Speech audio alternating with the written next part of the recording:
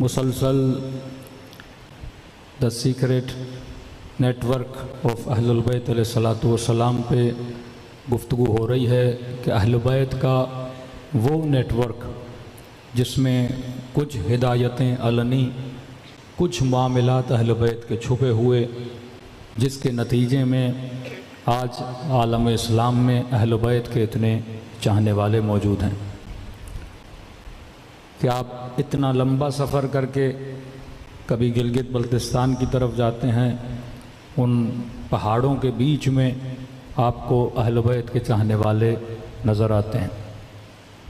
کبھی لمبا سفر کر کے سیریا سے ہوتے ہوئے آپ لبنان جاتے ہیں اور جنوب لبنان میں آپ کو اہل بیت کے چاہنے والے ملتے ہیں۔ یہ آذربائیجان، لبنان، عراق، یمن، مصر، یہاں تک کہ ترکی، یہاں پر اہل بیت کے چاہنے والے بسا کرتے تھے۔ کئی حکومتوں میں مارا گیا، ہجرتیں کرائی گئیں کہ صرف عثمانیہ حکومت میں 7 لاکھ کے قریب شیعوں کو قتل کر دیا گیا۔ تکلیفیں آئیں، سب کچھ ہوا، لیکن ایک شیعہ بھی اگر کسی جگہ پہ گیا، اس نے اس مکتب کو بڑھاوا دیا کہ کسی گاؤں میں اگر 100 لوگ تھے، آپ نے 10 سال بعد دیکھا وہ ہزاروں میں بدل گئے۔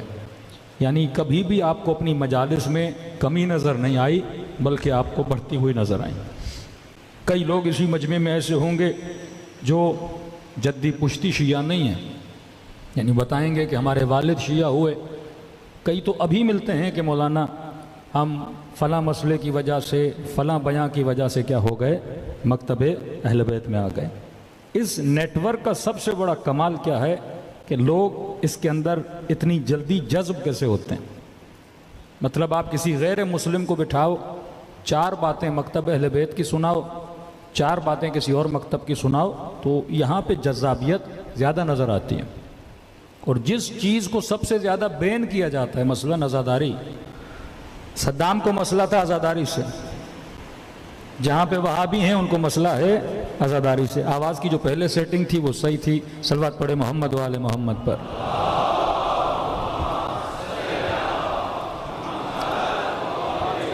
میری گزارش ہوگی لاؤڈ والے صاحب سے، یہ بار بار چھیڑ خانی نہیں کریں، شروع میں جو سیٹنگ تھی اسی کو رکھیں، بار دیگر صلوات پڑھے محمد و آل محمد۔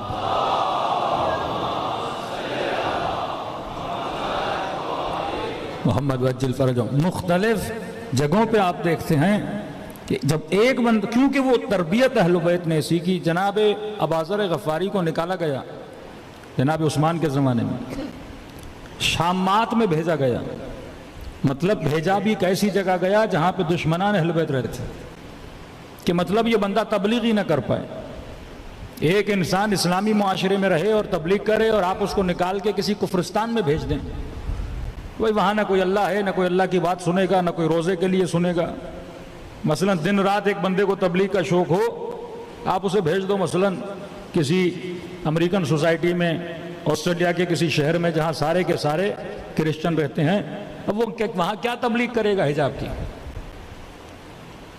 کہ جرمنی کا ایک چرچ دکھایا کہ مولانا یہاں کا سب سے پرانا چرچ ہے، تو ہم نے کہا ابھی کیا حال ہے، پتہ چلا وہاں چرچ کو انہوں نے پب بنا دیا ہے۔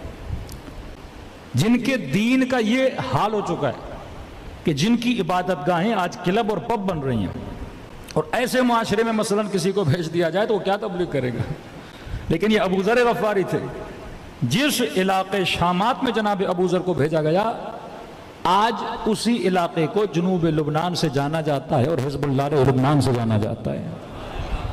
کس کی تبلیغ کا اثر ہے؟ یہ جناب ابوذر غفاری کی تبلیغ کا اثر ہے۔ یہ وہ نیٹ ورک کی ٹریننگز تھیں اہل بیت علیہ السلام نے۔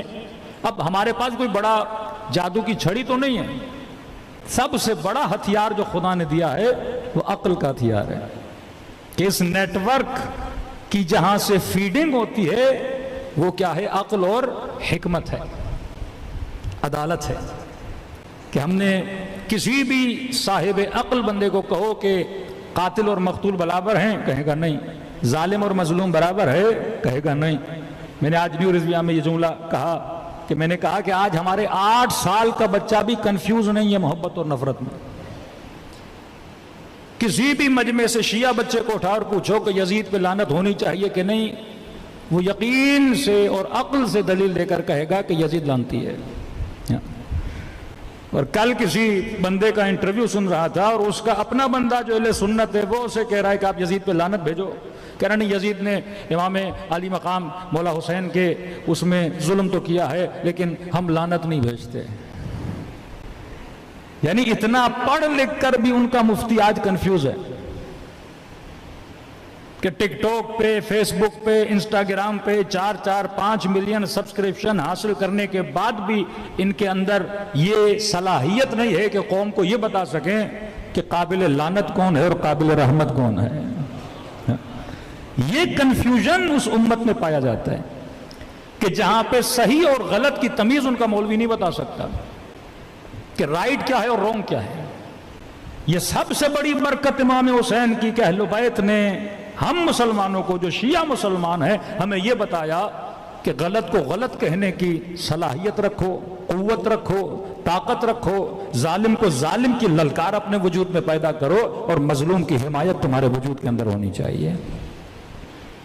اور یہی ہمت کربلا تھی کہ آج بھی اسرائیل کے مقابلے میں اگر ڈٹ کے کوئی کھڑا ہے، علی کا چاہنے والا کھڑا ہے۔